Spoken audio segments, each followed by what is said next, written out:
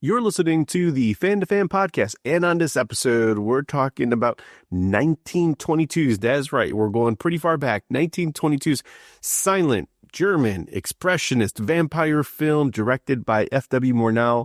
We're talking about Nosferatu, A Symphony of Horror. Here we go.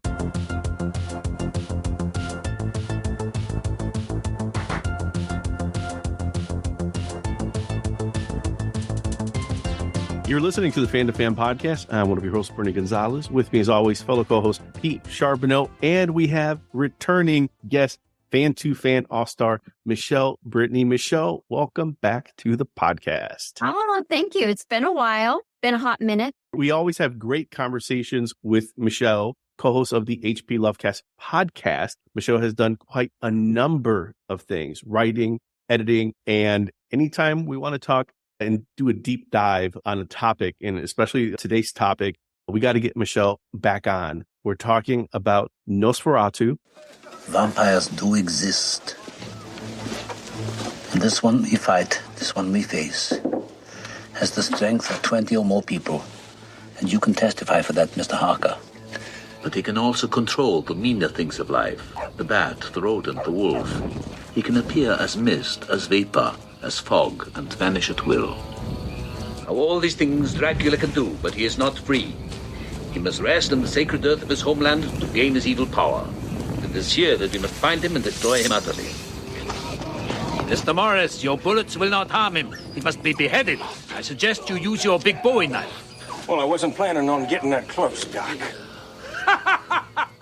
We've talked about vampires. We've talked about monsters, werewolves, lions, bears, oh my, in the past on different episodes. I think it's probably fair to say if there's like a Mount Rushmore of monsters with Dracula, werewolf, Frankenstein, zombies, like Nosferatu is still in that group picture with vampires, something iconic, maybe even also like mimetic, if that's the right term, about Nosferatu, where you may not know there was a 1922 movie. You may not have seen any other adaptations or video games or comics about Nosferatu, but you might be familiar with his silhouette or with just a shot of his nails or very rat-like face. So I think we'll end up having a good discussion about not only the movie adaptations, but more. Michele, why don't you kick us off a little bit? Because you have some great knowledge of silent films and lost films. And we start digging into a little bit into the 1922 silent German film, Nosferatu. So to start it off, Nosferatu, A Symphony of Horror is the full title.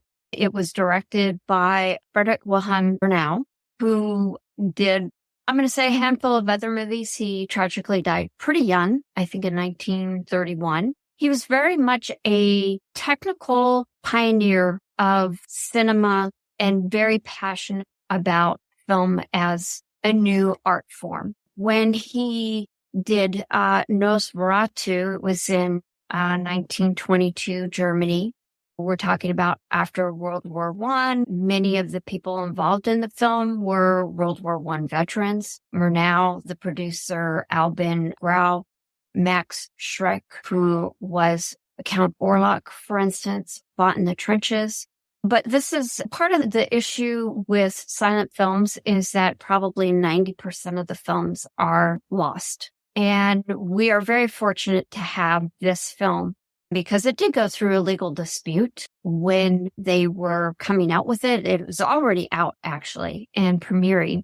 And there's an intertitle card that says that it's based on Bram Stoker's Dracula, which got him into some problems. But just safe to say that the widow of Bram Stoker took legal action. And when the studio for the film did not want to do a settlement, $5,000, which doesn't seem like a whole lot today, obviously, but back then it would have been quite a bit. They didn't settle on that. And so then she went after the rights of the film. Insofar, when I mean that, it's really to the point of saying, destroy the film, destroy all copies. And thank God we still have copies. And today it is now in public domain. Otherwise, if it's something that's been restored, there's copyrights on it, obviously. But I was going to say, not to interrupt you, but it's almost like a vampire of a film in that it was supposed to have been basically beheaded and then burnt into oblivion, but yet it has survived. It has survived, like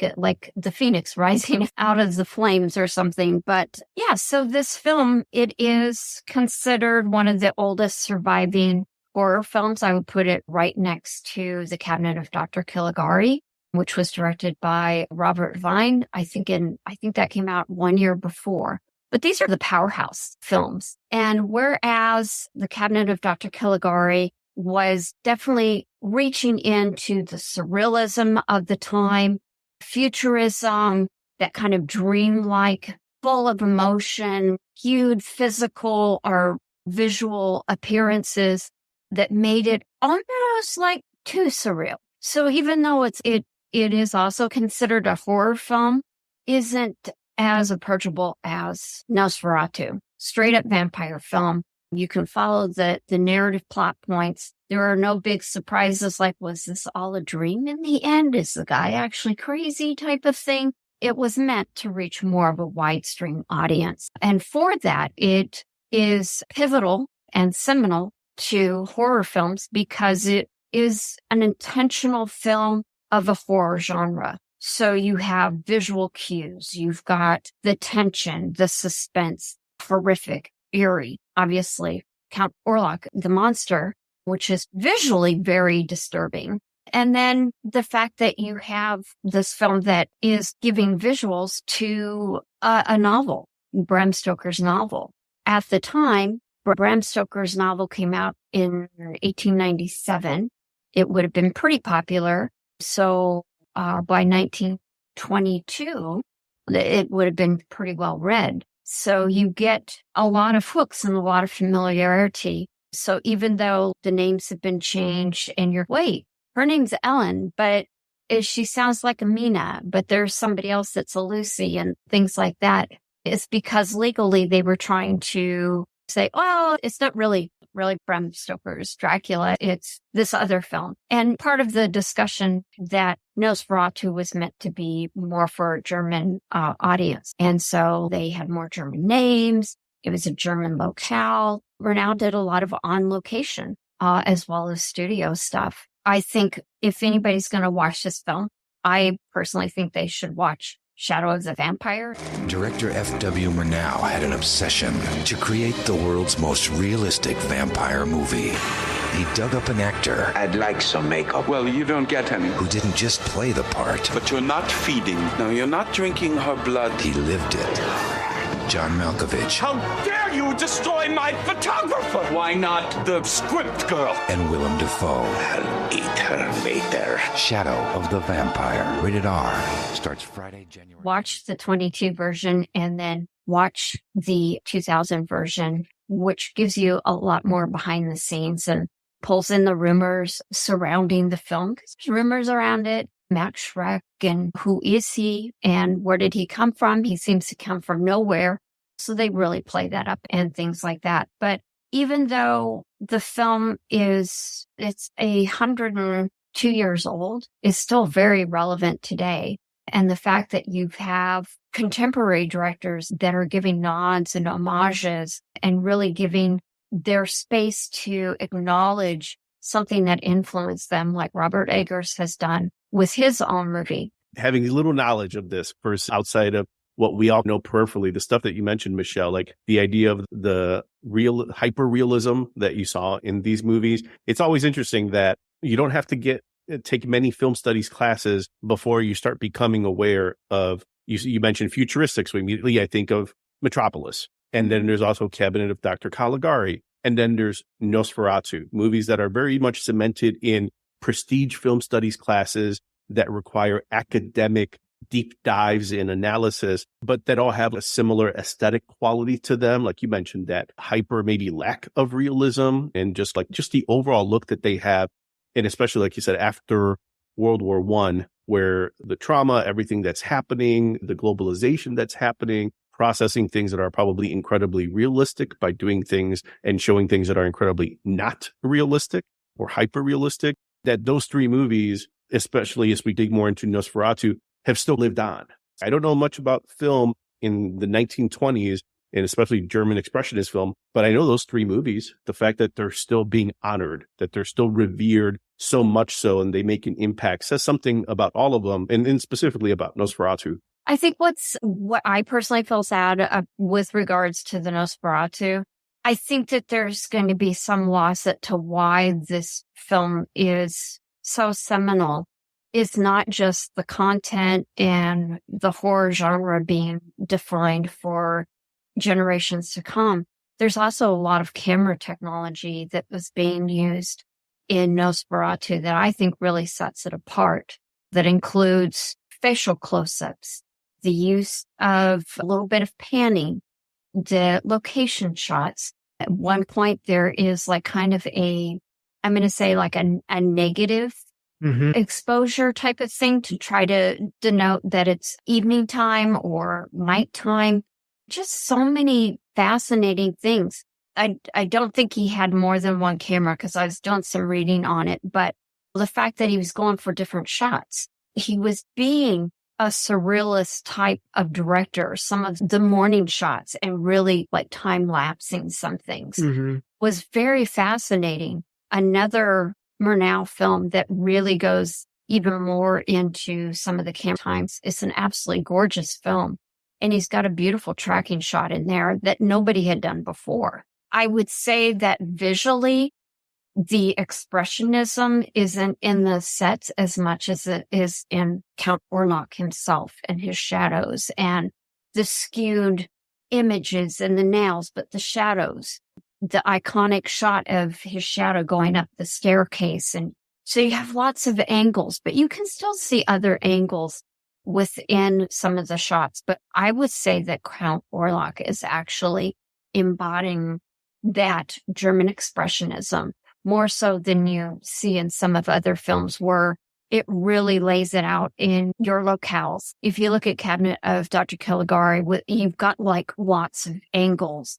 The desks are really high, and then you've got the chairs that are really high and lots of books that are skewed. And you get some of that stuff in Nosferatu. But I think what kind of sets it apart is that you actually have a person that is representing this movement more so than what you're seeing visually in the locales. The set dressing is more than just the costuming.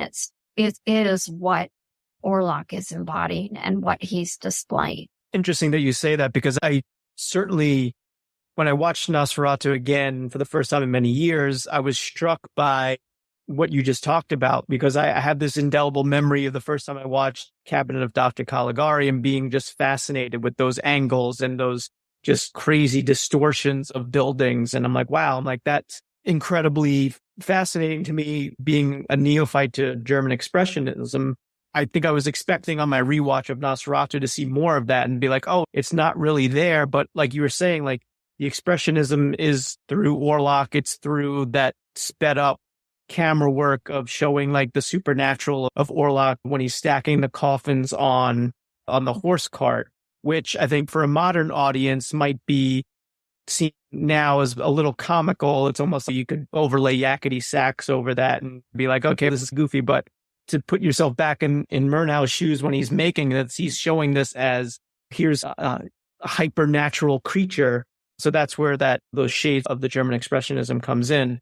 That was one of the things I really picked up on my rewatch of Nosferatu that was really pulling me in, as well as, like you're saying, like some of those framing of shots. Like Murnau certainly loves a great archway and framing his characters through an archway. He certainly does. And even some of the ship stuff and Orlok coming out of the hatch and just really standing very tall is just amazing. Some of the other camera tricks, which you weren't really seeing a whole lot of, is the poof, the double exposure of Orlok supposedly sitting on the bench on the ship down in the galley, and then him being, when he just seems to stand up straight. And in Shadow of the Vampire, they actually reproduce that shot in the movie. And it's so funny because, of course, it's silent.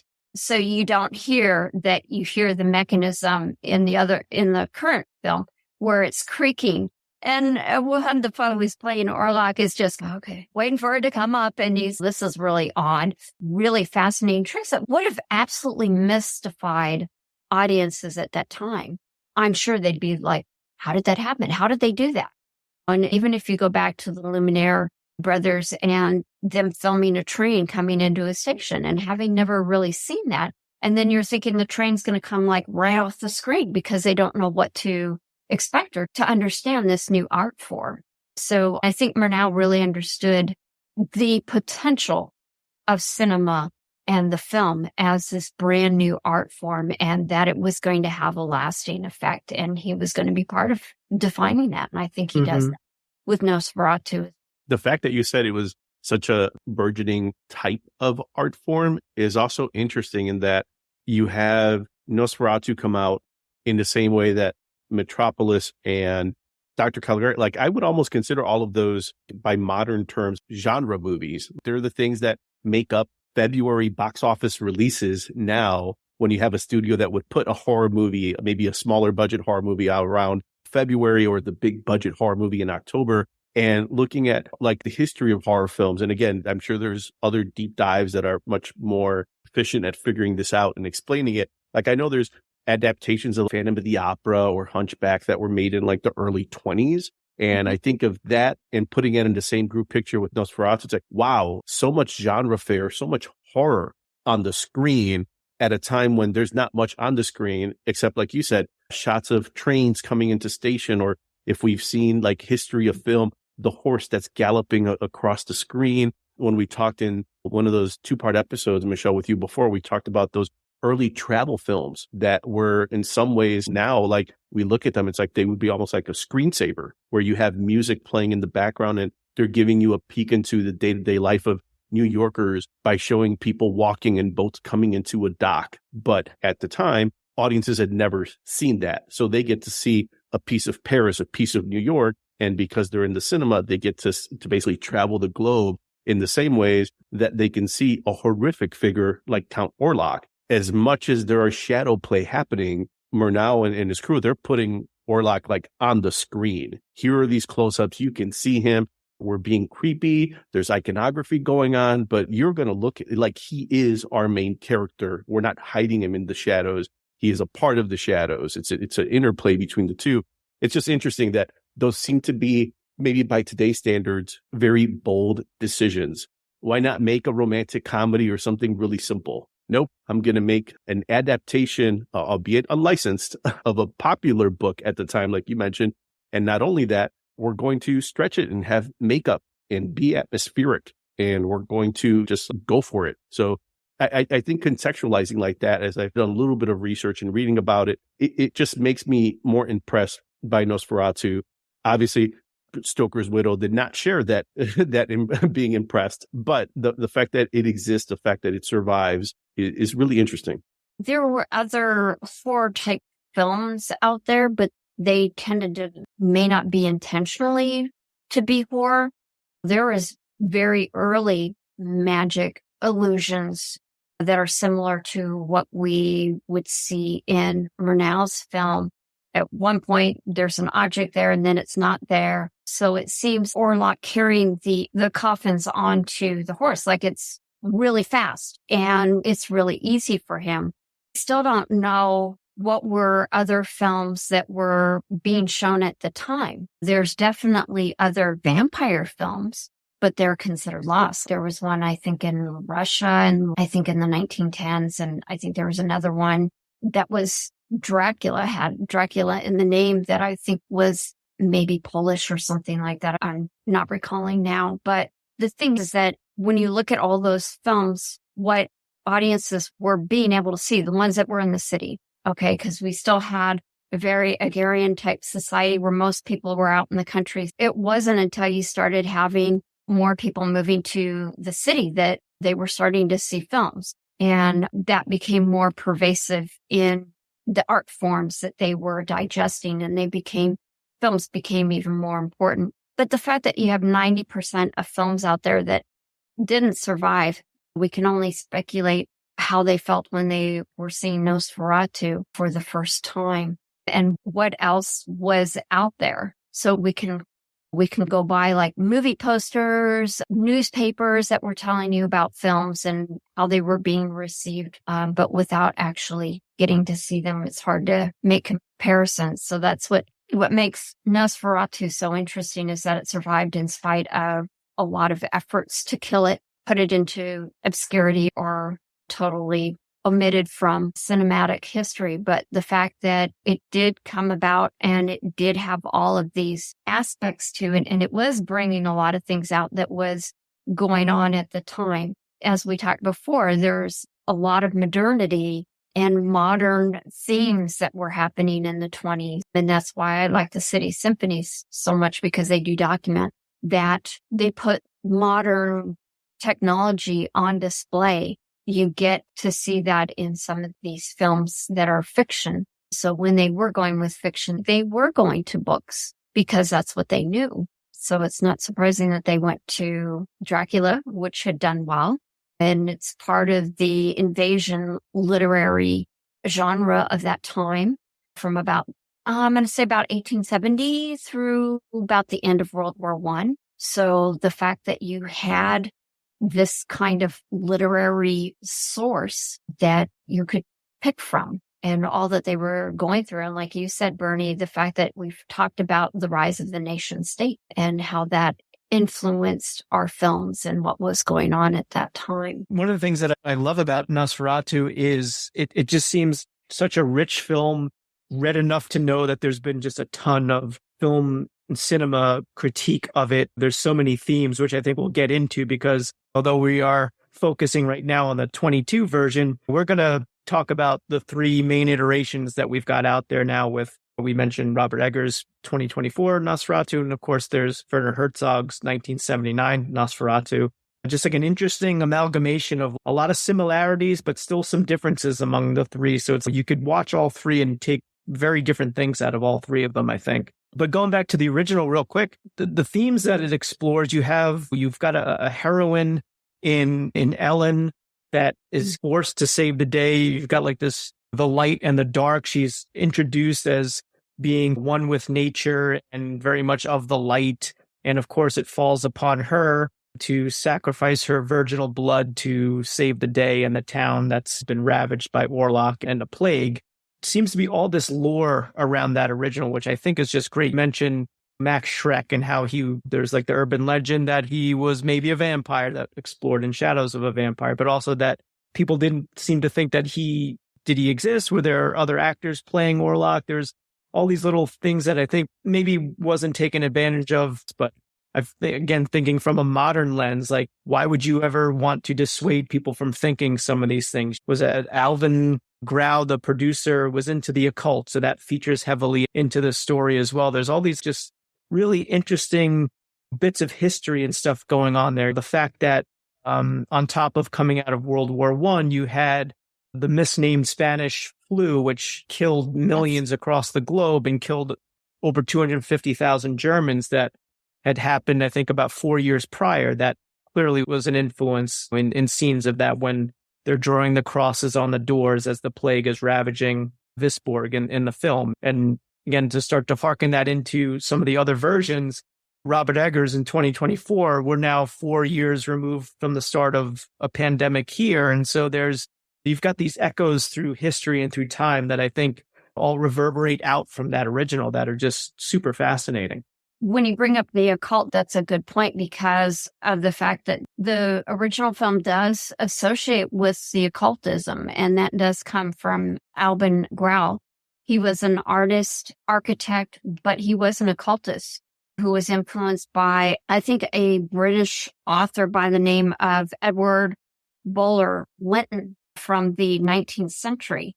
I haven't read anything by him, so I can't say what that kind of influence was. But one of the interesting things in the original, if you look at the letters, the specific letters from Knock to Orlok, like lots of symbols, letters, numbers, and things like that are very like, what the heck is all that gibberish? But that is all associated with some of the occult, which was prevailing at that time. And does, again, harken to earlier movements of occultism, like John Dee's in English history had documented a kind of demonic alphabet. So a lot of that lettering actually comes from John Dee's writings. And then the Bilal that's mentioned in one of the inner is a satanic demon that's associated with pestilence, which is really interesting because we've got this thought that Dracula or Orlok is a pestilence or that it's the return of Black Death. And we have lots of rats, which Black Death, they found the rats were carrying that plague. Mm-hmm. So you've got a lot of that. But what I found interesting on rewatch was some of the opposing that you had the science and scientific method that is also pulled in. And what's interesting is that you don't get it from Van Helsing, who is our stalwart of the science and scientific method representative that we've seen in definitely Francis Ford Coppola's version of Dracula. And I'm trying to think of others that it's very science oriented. Even in the 79 version, they really play up the science and that they can't make any sort of action until they've actually studied it with science. So it's very interesting that the 79 version really expands on that science that they were putting forth in the 20s, which again coincides with the rise of science as rational versus the emotional, which is irrational. You have Sigmund Freud, dreams, trying to understand the psychology of dreams and things like that, some more touchy-feely type, but trying to make it scientific to understand it. So that was some of the themes within the original that I was really surprised that I had forgotten about. How much occultism. There is not so much religion.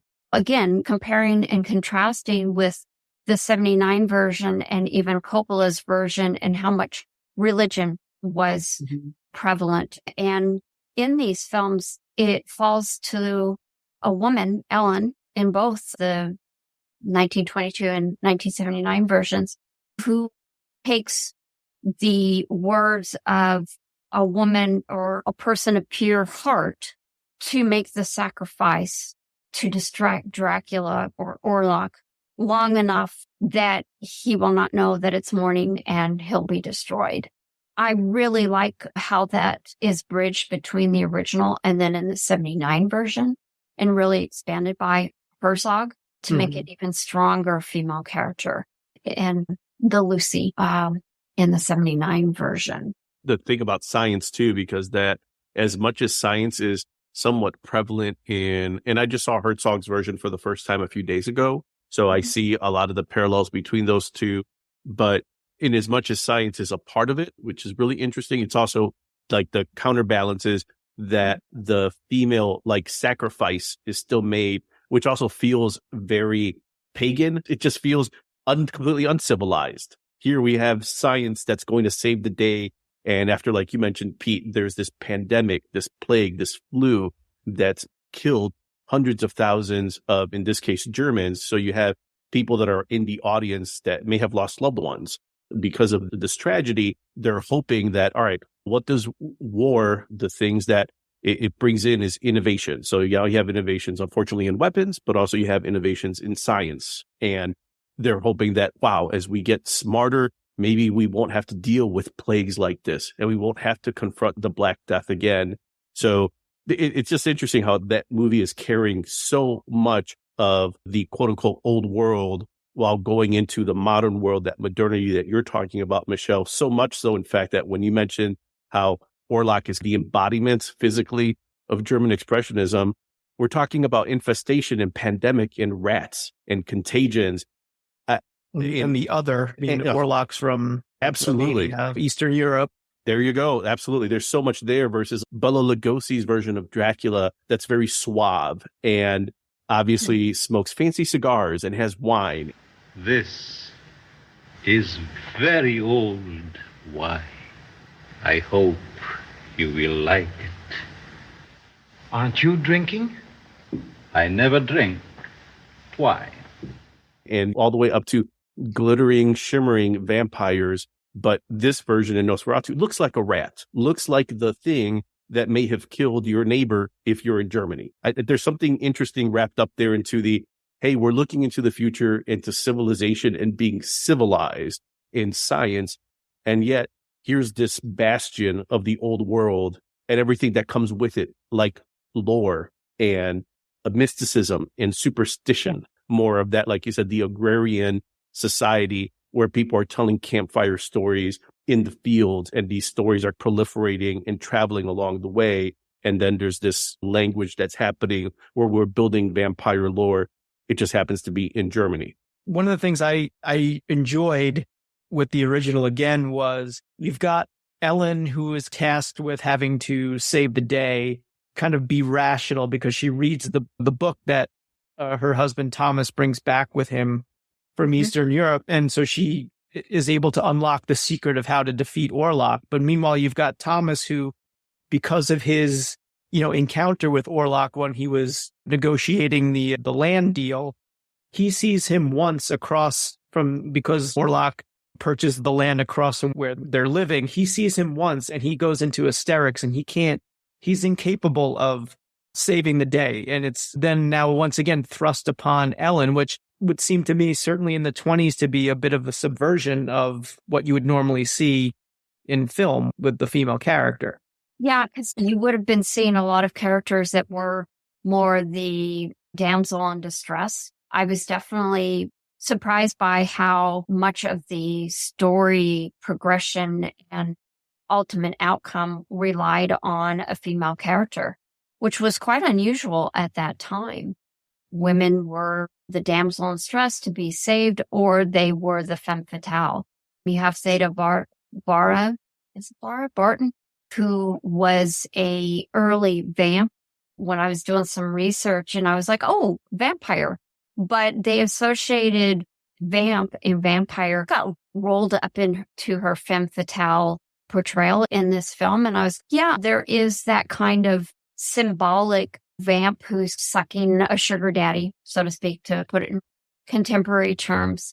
But it would have been highly unusual. I'm just thinking back to Murnau's Sunrise film, and you had either the virtuous woman, long-suffering at home, or you had the vamp that was tempting the husband away from the wife, which you had this struggle that represents both old world and new world modern city life. So it is interesting that she straddled both, because she was that damsel in distress, fragile.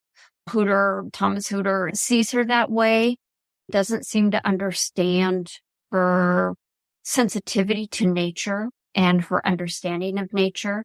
Because when he picks the flowers and gives them to her, she says, why did you do that? You've killed the flowers, and she has a different understanding of the order of things, which I think is indicative to that patriarchal society that men understand a certain way, women understand a different way. And the fact that Murnau took it to that she became actually the savior. She had to sacrifice herself, which again is problematic. Why her? Why not Thomas maybe sacrifice himself? So it wasn't completely subversive, but she definitely was a more complex character than you would have typically got.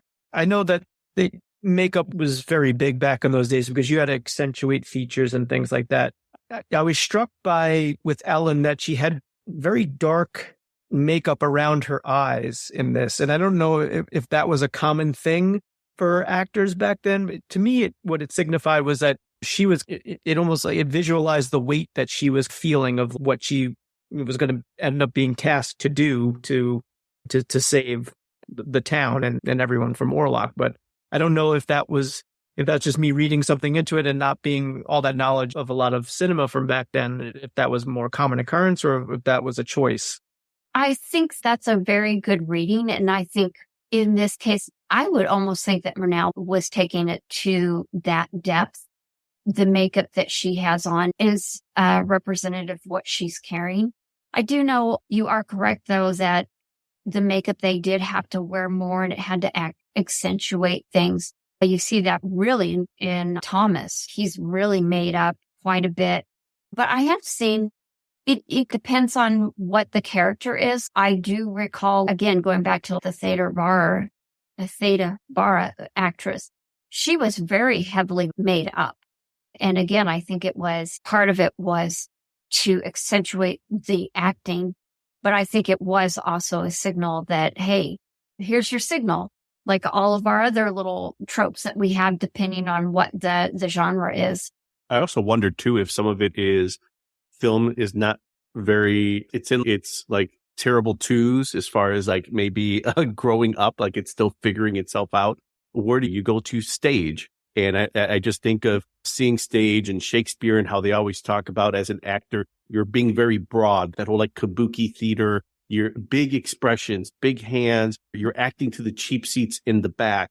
And I always think of Contract Vite and Cabinet of Dr. Caligari, who they've always talked about is maybe an inspiration for the Joker from Batman in those original designs, and how he has those, you were talking about, Pete, with like the eyes, like he has that under eye makeup that really accentuates his face and his eyes.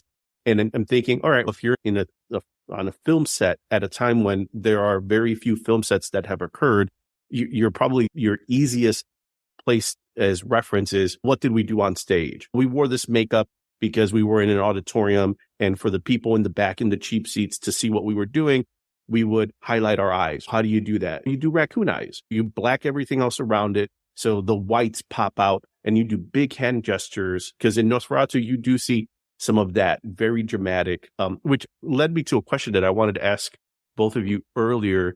Cinemaphiles, this road may not be as long because you may be more likely to at least have watched or have seen pieces of the 1922 Nosferatu.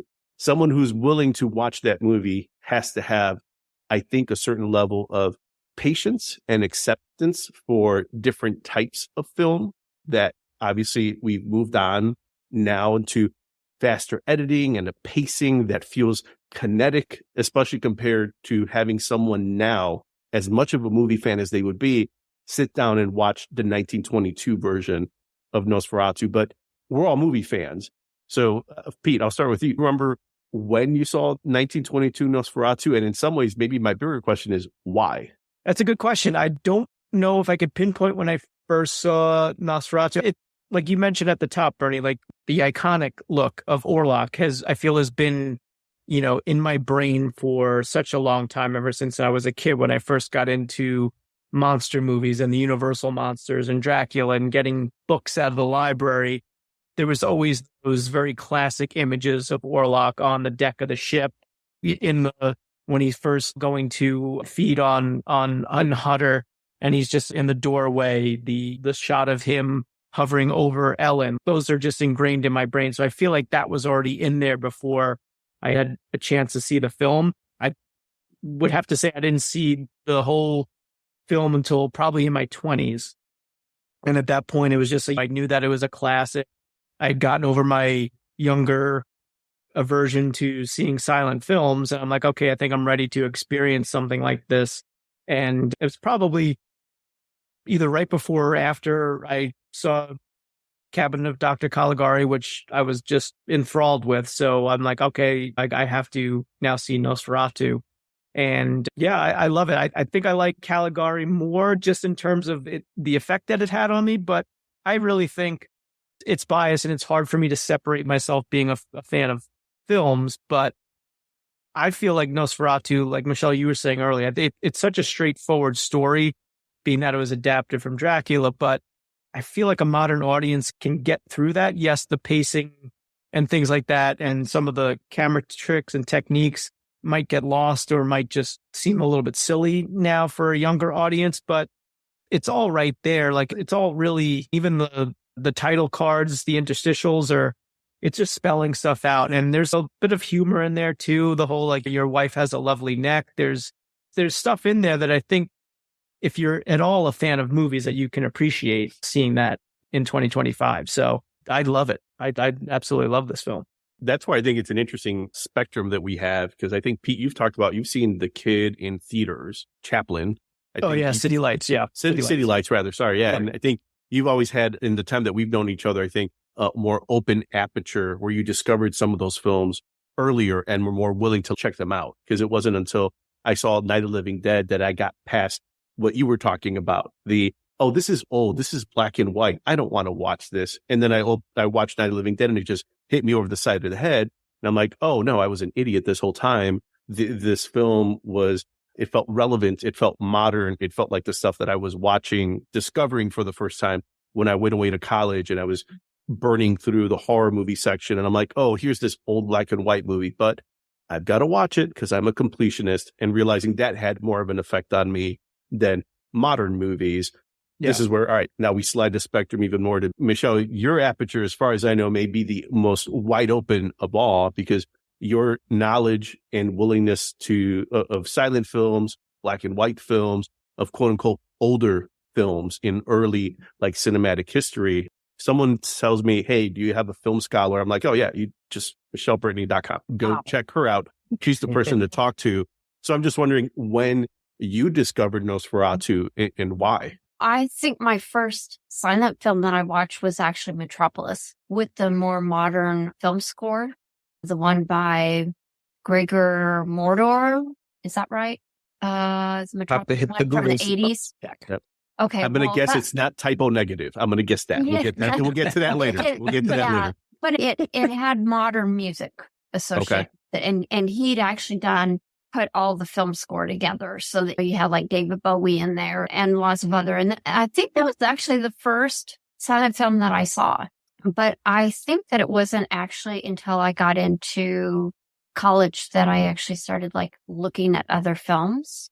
And I would say it wasn't until I was working on my bachelor's degree that I actually started to really get into silent film. I'd seen some in junior college because I taken a film class. So like I saw Citizen Kane, that was black and white, and probably several others. And I'm sure there was silent ones in there, but they didn't make quite the same impact until I had more theory behind them when I was working on my bachelor's degree. And then I started like really watching a lot of silent films and finding that I was really intrigued and blown away by the techniques, the stories they were telling, the limitations of telling stories, and how that was evolving from the time of seeing a train come into a station, something real life, to the split in cinema where you could say the documentary, here's real life, where you can go and tell these really stunning visual stories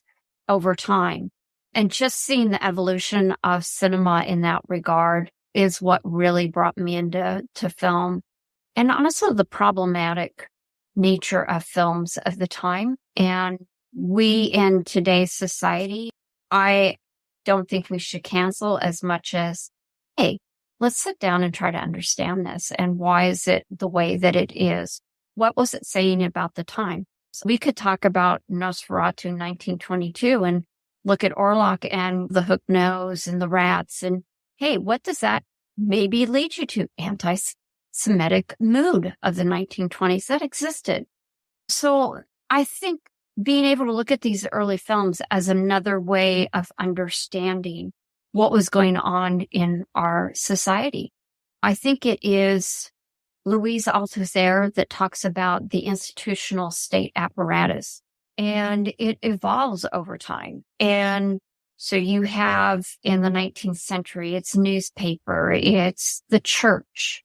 Today, it would be the internet, movies, maybe, although a lot of people are trending away from not going to the cinema house, but we're still looking at movies. Is it the church as much anymore? To some degree. So if you want to understand film history, you have to look at the early stuff. Understanding that was very helpful to me. And I think I came to it later in life as I was working on my bachelor's and then on my master's degree. What about you, Bernie? I feel like Nosferatu for me was discovered on a Suncoast discount shelf. For those that might be listening, and if you thought 1922 is old, wait till I tell you about the early 80s where you had to go to a mall and there was this place called Suncoast. And that's where you would pay for what is now overpriced anime, where you would spend $40 for 48 minutes of Pat Labor or Ghost in the Shell. But that aside, they would always have these shelves with what now I know to be public domain movies. Night of the Living Dead, Caligari, Nosferatu. And on occasion, there was that part of me that wanted to open up my aperture. But for me, movies, because of the way my folks didn't allow necessarily a lot of movie watching in the theater. So a lot of it came from watching movies on TV. And at the time, I had a steady diet of Indiana Jones, Star Wars, Goonies. That's what I was growing up on. And that's what I was digesting. I was neither aware nor searching out things like Nosferatu. So it wasn't until I started to go to a Suncoast, to a Blockbuster, that there's this movie that's just like ubiquitous. It's at Blockbuster. It's at Hollywood. It's at my mom and pop video store. It's at Suncoast. And now it's discounted. And I just remember buying it because I thought this seems like a movie that everyone's talking about or mentions in Film Facts magazine or Entertainment Weekly, but I have no knowledge of this film. And I remember watching it.